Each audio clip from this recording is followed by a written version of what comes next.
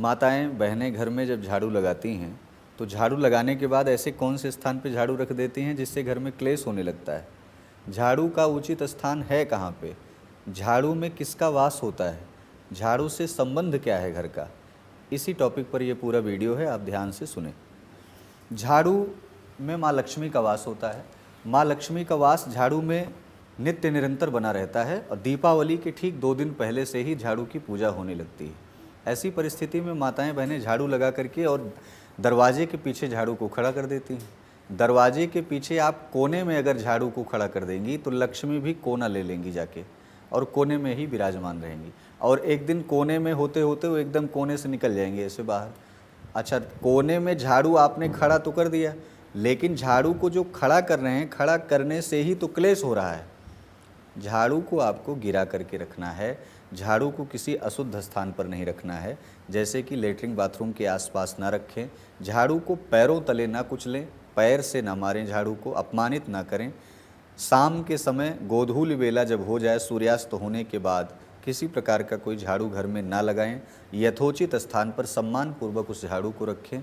झाड़ू यथोचित स्थान, साफ सुथरे स्थान पर जब आप रखेंगे तो पहली बात तो ये कि झाड़ू गिरा करके रखेंगे, उससे क्या होगा कि आपके घर में क्लेश नहीं होगा। और जब क्लेश जहाँ नहीं होता है वहाँ अष्ट सिद्धि नवनिधि समझ लो कि वहीं विराजमान है।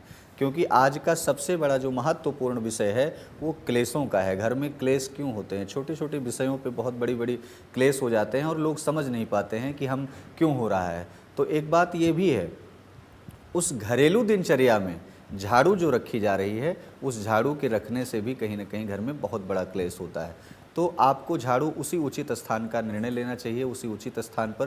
पूजा घर में ना रखें और ऐसे अशुद्ध स्थान पे भी ना रखें जिससे कि माँ लक्ष्मी नाराज़ हों। झाड़ू खड़ी करके ना रखें, खड़ा झाड़ू रखने से आपको आपके जीवन में तमाम प्रकार की रुकावटें आ सकती हैं। घर के बाहर यदि आप झाड़ू फेंक दे रहे हैं, रख दे रहे हैं, कहीं बाहर स्थान दे रहे हैं, तो लक्ष्मी की स्थिरता आपके घर में कभी नहीं रहेगी। लक्ष्मी को स्थिर करना है, लक्ष्मी का आवागमन सदैव बना रखना है, क्लेशों से उस घर को मुक्ति दिलाना है कि क्लेश से निजात मिल जाए, कलह प्रपंच आदि तमाम प्रकार के दोषों से मुक्त हो जाए वो घर। तो झाड़ू को गिरा करके उचित स्थान पर, पैर के नीचे न कुचला जाए, कहीं उचित स्थान पर आप साफ़ सुथरी जगह पर झाड़ू को रख सकते हैं। याद रहे, अगर कोई अलमारी हो, बहुत सारे लोग ऐसे भी हैं झाड़ू को उठा करके जो जूता चप्पल रखा जाता है उसी की अलमारी पर रख देते हैं। तो जूता चप्पल की अलमारी पर रखने वाले झाड़ू का विषय नहीं है। विषय झाड़ू को बहुत पवित्र स्थान पर, आप अपना घर ही तो साफ करते हैं ना, लेकिन उस झाड़ू में लक्ष्मी का वास होता है।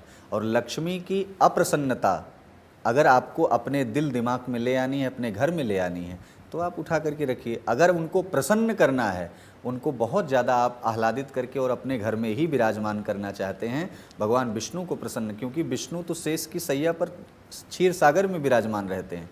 और क्षीर सागर में विराजमान रहने वाले विष्णु, जिनकी पत्नी सदैव चरण दबाती हैं, उनका विराजमान, उनका जो है निवास उस झाड़ू में है, गाय के गोबर में है। तो पहली बात तो ये कि झाड़ू अगर आप ऐसे अशुद्ध स्थान पर रखेंगे तो नारायण स्वयं वहाँ पर नाराज हो जाते हैं। और जब नारायण और माँ लक्ष्मी नाराज हो जाती हैं तो आपके घर में कलह की स्थिति बनती है। और जब कलह जहाँ पर विराजमान होती है वहाँ से धन संपदा वैभव सब कुछ नष्ट हो जाता है। इसलिए याद रहे, झाड़ू को खड़ा करके न रखें, अशुद्ध स्थान पर न रखें, जो जूते चप्पल का स्टैंड है उसके ऊपर न रखें।